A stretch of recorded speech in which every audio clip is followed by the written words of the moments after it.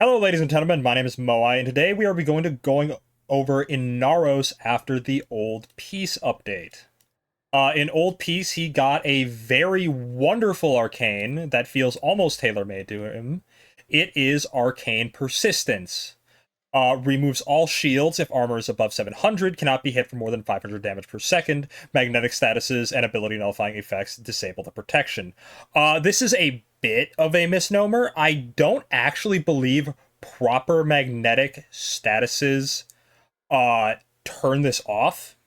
At least not from my testing. I think it is more referring to the magnetic statuses that bosses like the 60 Eyes will inflict on you, rather than magnetic statuses from XMI or that sort of thing. Nullifiers also obviously turn it off as well, but in either case, it being turned off is very rare and negligible, if anything. I think the real thing you do need to worry about is if you are using this, you do want to be above, I think, about 1400 armor, because if you get hit with a heat proc, which is a little bit more common, that will actually turn it off if you are not above 1400, because it will half your armor, putting you below the threshold for it to be active, and you might just die off of that. So, with that being said, this is obviously the build that I've been running with. Some of this is up to personal preference. I've gone with, a very basic, just all in on defense, all in on survivability. I think that's honestly the real way to play him. I don't think his abilities are worth it to invest too much into. I know that Elemental Sandstorm does have some use and can be a decent damage dealer if you really want to do that. But personally, I found that just using weapons and other supplementary forms of damage are more than acceptable for him. I think that adaptation, I am still not 100% on this. I might eventually cut this for something else. That it is very up in the air. It depends on how it feels going forward, because I have not done full deep dive testing on this, but as far as I have seen, this may be cuttable, but I will need to see how this performs at level cap, if at all. If it makes a difference.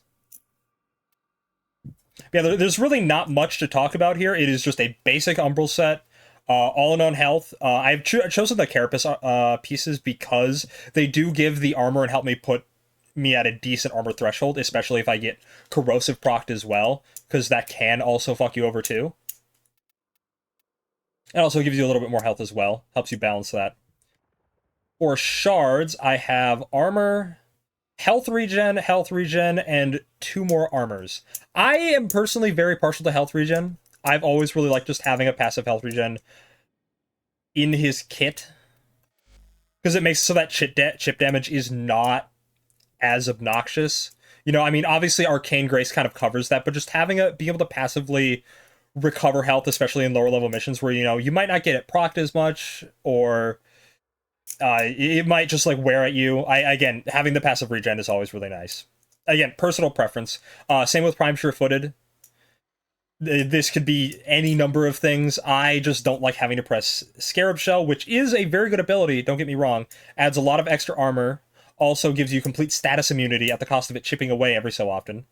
For his subsume, I have gone with Gloom. I think that Gloom is a lot better than Komei's subsume now after the update, because Komei's subsume, what it was basically its own form of gating back then.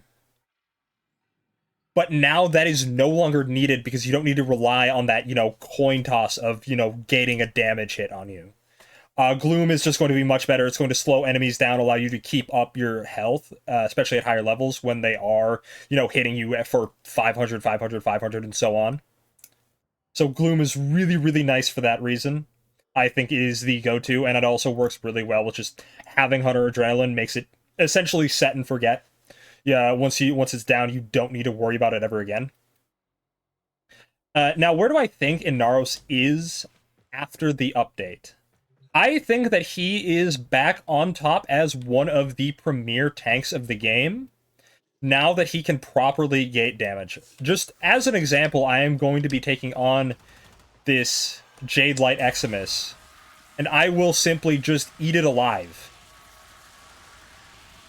Doesn't matter how long you sit under it, you can just chill here and it won't be able to kill you. This was absolutely not true before. He had to, like, really dodge and weave and, like, not stand under it for too long in order to survive Jade Lights. But now it's literally just not a problem, no matter how many times you get hit by it. Which is kind of a miracle in and of itself. And when I do say premier tanks, I mean he is going up against things like Rhino, Revenant, any form of shield gating as well. Because if you look at it, I think that he is one of the most passive forms of complete tanking that we have at the moment. Because he doesn't need to recast at any point. He literally, all he has to do is watch out for, you know, the occasional nullifier, and even then, those are very, very easy to deal with in spot. And if you really, really do want to, his Scarab Armor Augment is still available, allowing you to get a cheat death, which might also help. I have not tested the cheat death slash proc with persistence, but I'm willing to bet that it does not work to prevent that slash proc. I'm guessing that might be a weird hard-coded slash proc. I'm not entirely certain. Either that or the slash proc itself is absolved from the damage mitigation of persistence. But either way, I think that, again, compared to the other tanks right now, I think he is the best he has ever been. He used to be, back in the day, around 2018 or so, he was the best tank before shield gating existed, because all Warframes were essentially the same amount of squishiness. Shield gating didn't exist, so they could go right from your shields into your health, and you didn't have that safety net at all. So everyone basically just had a glorified health bar, and his was the biggest. So he had the best tanking outside of pre-nerf Wukong. Well, pre-rework Wukong, I should say. The rework was kind of a nerf in a sense, but not really. His DeFi Hunter Adrenaline loop was very, very powerful, but again, was nullifiable. Same as what Inaros is now. Like, he is technically nullifiable, but not really, because as soon as you leave the bubble, it's off again. And if you're really worried about magnetic status effects, he is immune to those inherently.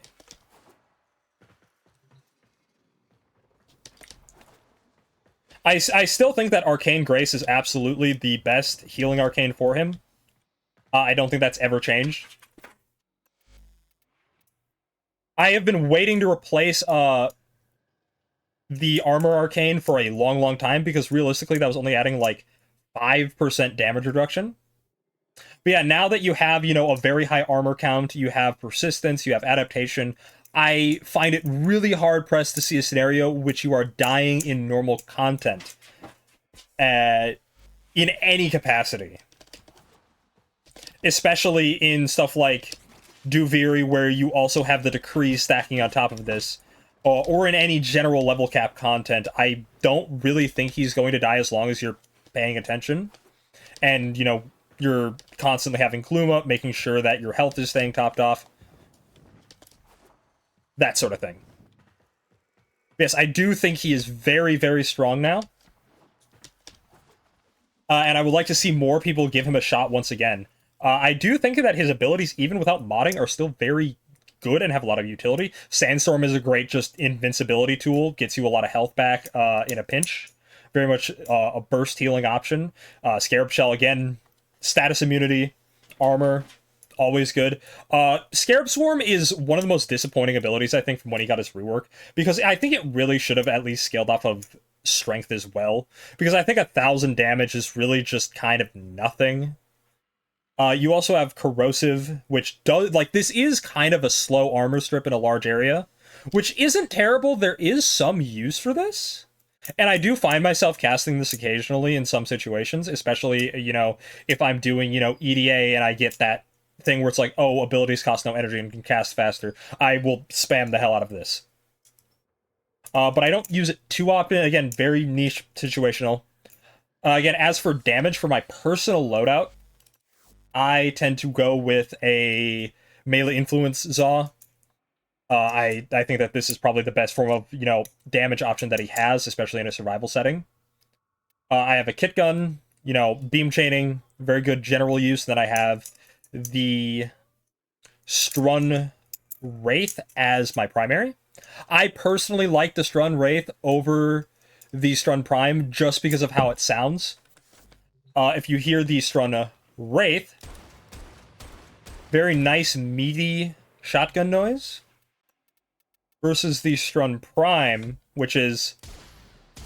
I don't know what this is, but it sounds like a wet noodle, and it's very disappointing. The difference between them is honestly negligible. It really is kind of up to preference which one you prefer. But that will be it for today. I hope you all enjoyed this. Inaros is my most played frame. He is my baby. He is something that I've played since I first got into the game back in 2018. So I have always had a soft spot for him, and to see him finally get love like this is wonderful. And I hope to see more in the future for other frames as well. I hope that Limbo is the next in line for a rework. But until then, I will see you all later.